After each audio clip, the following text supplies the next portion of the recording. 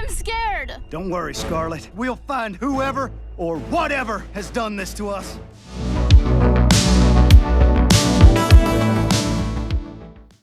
Hey everyone, this is Prime and you're watching The Prime Geek. And today is all about how to fix your old vintage G.I. Joes. So if you're ready, let's do this.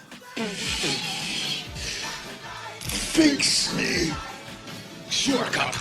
Right away.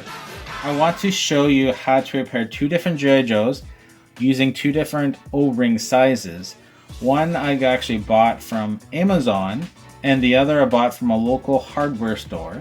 This is the O-rings that I bought from Amazon, and their sizes are 13 millimeters or 0.51 inches in outer diameter, and 10 millimeters or 0.39 inches in the inner diameter, and 1.5 millimeters or 0.06 inches in the cross section diameter. If you want to take a look at the seller I bought from Amazon, you can check it out in the link below in the description. Okay, you'll see in my hands here package from KW Surplus. This is an O-ring set assortment of different sizes. So you can see there's bigger and smaller, but it doesn't actually tell you the exact size.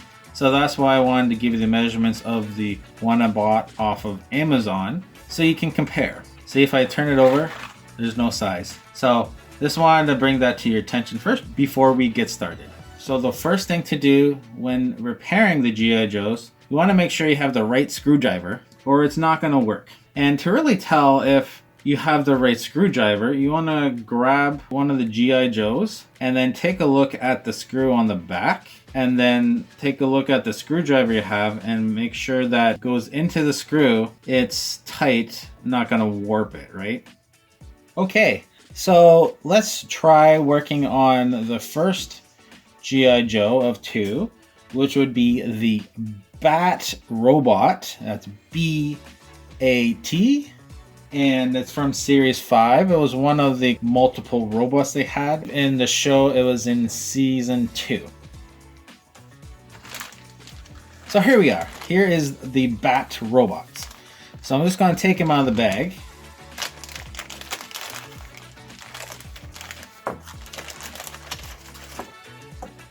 And like I said before, to check to see if the screwdriver, the end, is the right size, first of all, you want to look at the size and then flip the B.A.T. over, or the G.I. Joe over, and look at the screw. Not sure if you can see that on the screen there. And you want to make sure the screwdriver fits snug and so it doesn't warp the screw, or you can have other problems. So let's see here. Fits perfectly.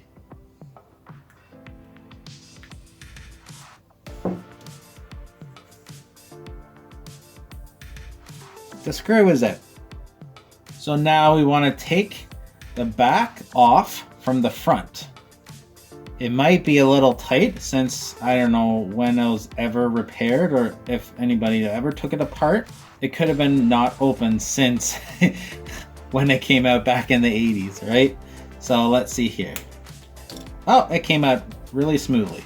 So now we have all these parts. So basically what we want to do, we want to grab the O-ring that I bought off of Amazon, these guys, and take one out.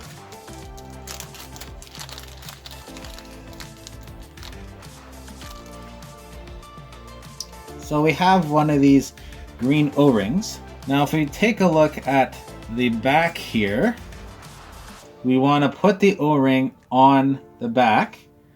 But we also want to grab the legs here. And if you look at the legs,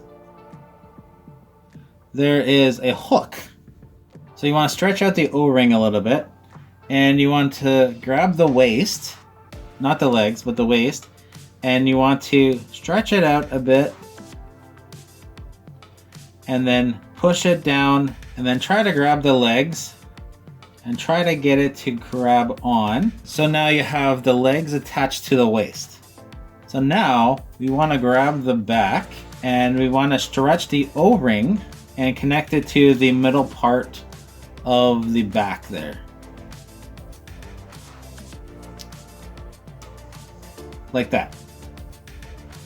Now the next tricky part is getting the rest of the G.I. Joe back on there. So we want to set it down and then we want to put the rest of his limbs back onto the G.I. Joe like we are Frankenstein.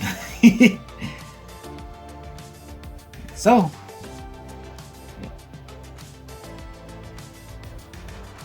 Like so. Like so. And then we want to grab the front part and put it back on so it snaps in. And then take both fingers, or your finger and your thumb, grab the bottom and the top, and then use another hand to grab the legs, and then flip him over like that. Then we grab the screw, grab your screwdriver, and then we're just gonna put the screw back in.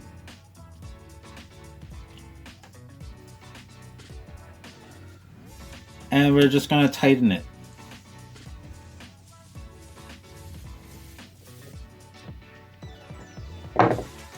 And voila, we have the Bat Cobra robot soldier repaired. Now, he is a little bit looser than when he first came out, but you can like move him this way and that way. His arms are actually pretty stiff for a G.I. Joe. So he's a little harder to stand now because of the O-ring is a little bit looser, but I'm going to try a smaller one and then compare the difference. So I'm just going to put him aside. Oh yeah, and this is his chest plate. I have to glue it back on, but that's what it looks like. I'll do that off screen though. Now let's compare the O-ring that I bought on Amazon. So I'll just grab another one of these. And then we'll open up the other box and then compare the O-rings and see which one is a bit smaller, which might work. So here's the box. So I'm just going to take the front part off, and I'm just going to take the plastic off so we can actually get to the O-rings. So we have multiple O-rings here. So let's see here. So you can see. So let's take a look. Let's see. What about this O-ring? It is smaller. It might actually work better. It is a bit stretchy, so it might work. So let's put that to the side.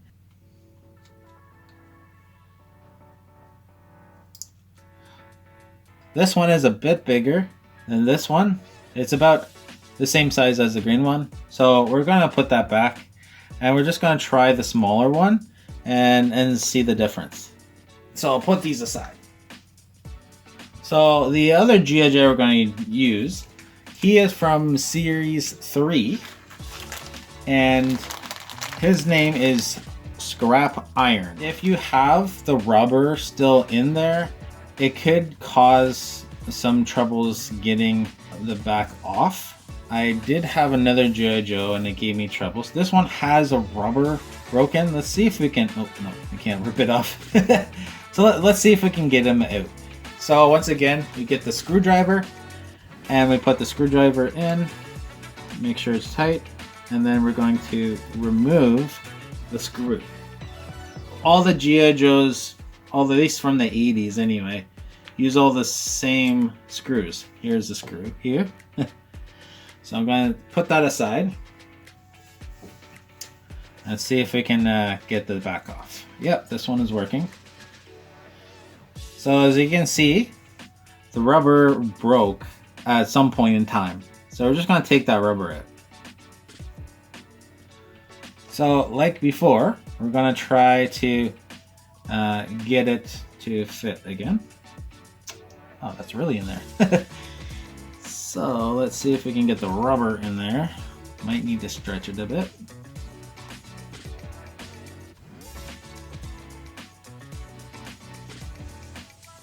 Okay.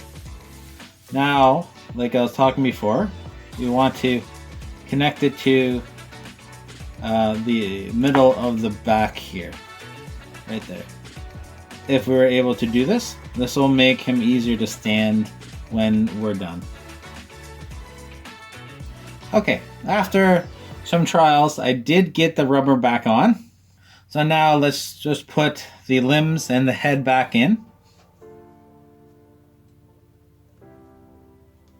And yes, scrap iron is Cobra, as you can see on his shoulder there. Sometimes it can be a bit difficult getting all the limbs back in.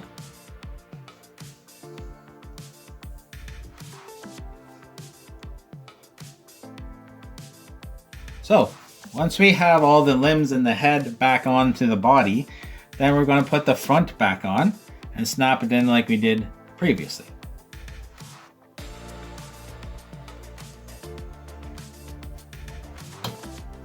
Like that. Now we want to use our fingers to hold the back and the front and flip them over. And then we want to screw the back on, like so.